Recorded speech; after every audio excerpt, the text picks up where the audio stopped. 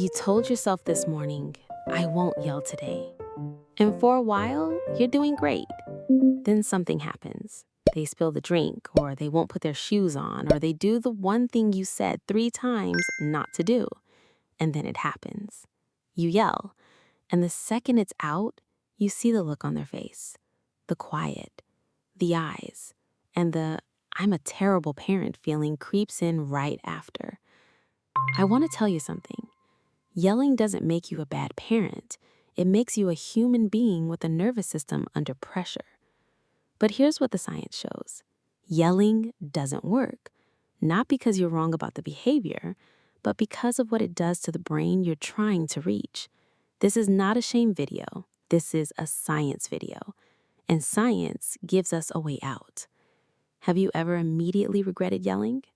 Tell me in the comments. And subscribe, because breaking the yelling cycle is something we can actually do together. Why yelling backfires?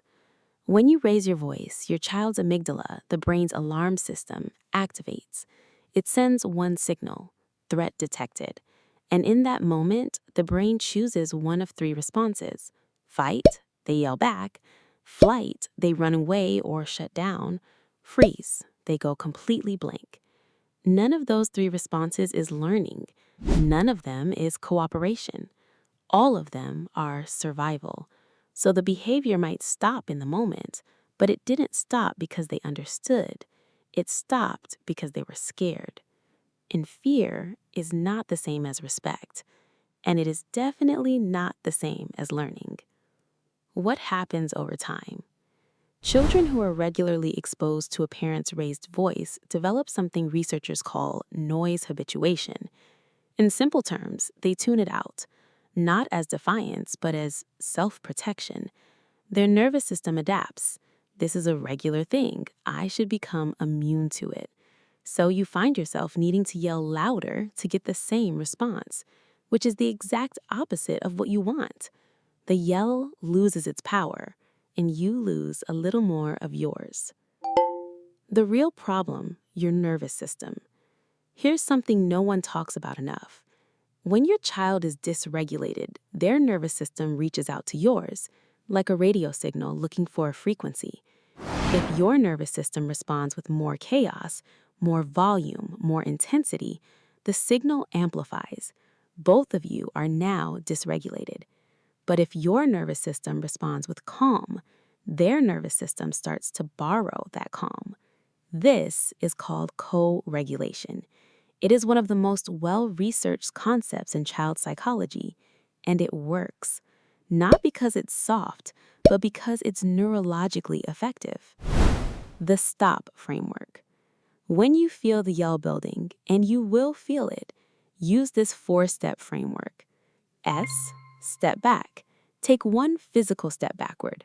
Your body needs a signal that this is not a physical threat. Distance breaks the automatic response. T, take a breath.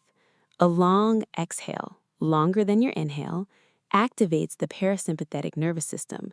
It literally slows your heart rate within seconds. You are not wasting time. You are resetting your brain. O, observe. Before reacting, observe. My child is overwhelmed right now. They need a regulated adult. That one reframe changes the entire trajectory of what happens next. P, proceed calmly. Lower your voice instead of raising it. Get closer instead of calling from across the room.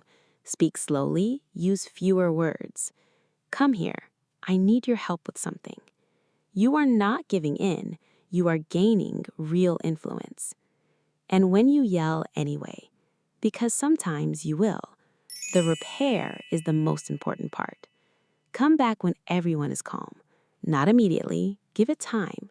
Then sit with them and say, I yelled earlier. I was really frustrated, but that wasn't kind, and I'm sorry. That repair does 2 things at once. 1, it shows them that adults make mistakes. 2, it shows them that adults take responsibility for their mistakes. That is some of the most powerful parenting you will ever do. Not in the yelling moment, in the repair moment. Before we close, one more thing.